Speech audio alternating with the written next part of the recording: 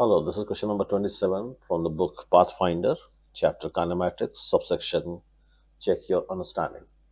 I'll read the question first. Beetle carrying a food grain rests on a small platform which is moving with uniform velocity u parallel to a uniform frictionless slope as shown in the figure.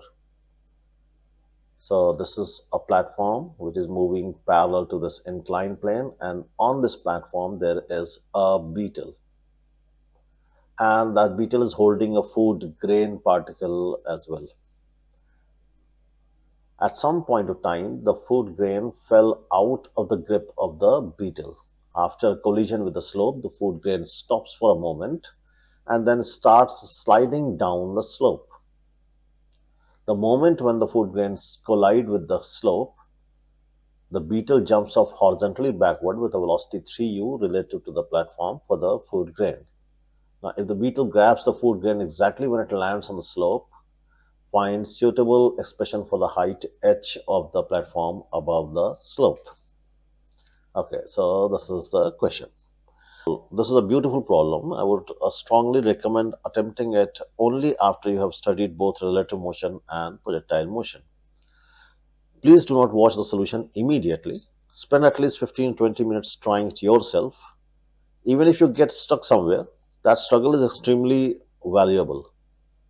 Only once you have seen the solution after making a genuine attempt, the key idea will stay with you for a very long time.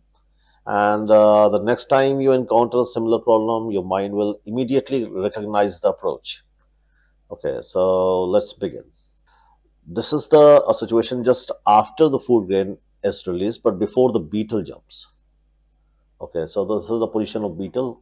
Beetle is still on platform, and the platform is moving parallel to the plane. Okay. The moment the grain is released, it also possesses the same horizontal velocity u. So this is for the food grain, and it will also have the same velocity u. And from that instant onward, gravity will act on it and given it an acceleration g downwards, vertically g downwards. The beetle, however, continues moving with the platform at constant velocity, so its acceleration is zero. Now, instead of observing everything from the ground, let us observe the motion from the beetle's frame of reference. So this is the situation with respect to ground. And if we look the situation with respect to beetle, so beetle will not see this initial velocity u because the beetle itself is moving with the same velocity. So this u will go. So what happens with respect to beetle? Beetle sees the food grain having zero initial velocity and it's falling with an acceleration g. So the food particle will go vertically straight and strike the plane somewhere here, just below the beetle. Okay, and it will cover a distance h. So this is the first step of the question. Now, beetle jumps. It's given in the question that beetle jumps with a velocity 3u, and this velocity is with respect to platform. So beetle will have both the velocity of platform as well as its jumping velocity 3u. And when the beetle has jumped off, it will experience a force equal to its weight, and that will produce an acceleration g, and the component of gravity will be g cos theta and g sin theta as shown in these two directions. This is a direction perpendicular to the plane, while this is parallel to the plane. The food particle, as given in the question, it comes to rest and it starts moving down the plane, and the plane is smooth as it's given. So the component of mg, there will be two components. One mg cos theta, that will be cancelled by the normal force of the ground of the inclined plane, and the other component mg sin theta will produce an acceleration g sin theta. So since the food particle has acceleration g sin theta, so with respect to food particle, this g sin theta will not be seen in the beetle. So with respect to food particle, beetle will have only g cos theta as its acceleration. So with respect to food particle, beetle has these two velocities, u and 3u. Beetle follows a curved path and reaches to food particle, and its acceleration is g cos theta perpendicular to the plane. So suppose this distance is bc and this is cf. So I'm writing the equation of beetle with respect to food particle. So bc will be equal to h cos theta. So that is component of h along this direction, h cos theta. and minus 3u sine theta t. This is initial velocity of beetle in this direction, perpendicular to the plane direction. See, the component of 3u in this direction is 3u sine theta.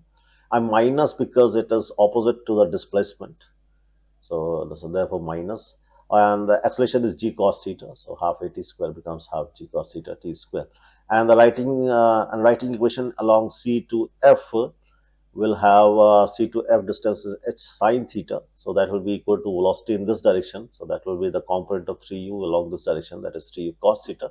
And u is just opposite to it. So that is my 3u cos theta minus u. So this is the resultant initial velocity in this direction along CF direction. So that is ut, and plus half a t square, that term is 0 because there is no acceleration in this direction. All acceleration is g cos theta, which is perpendicular to the plane. So we have these two nice equations, and from these two we have to find h. Simply eliminate time and you get the value of h as this. So it's a beautiful problem. See, only these two equations are to be written if done this way. So that completes the solution. I would rate this problem as an excellent one because the real challenge is not the mathematics but identifying the correct reference frame.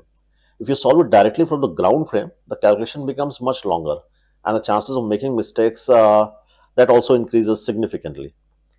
And relative motion makes the entire solution remarkably simple and elegant. You can see, and you can appreciate this. There are only two equations to be written, and these two are not very complicated ones. So we can easily eliminate time between these two equations, and we can find the value of h. Okay.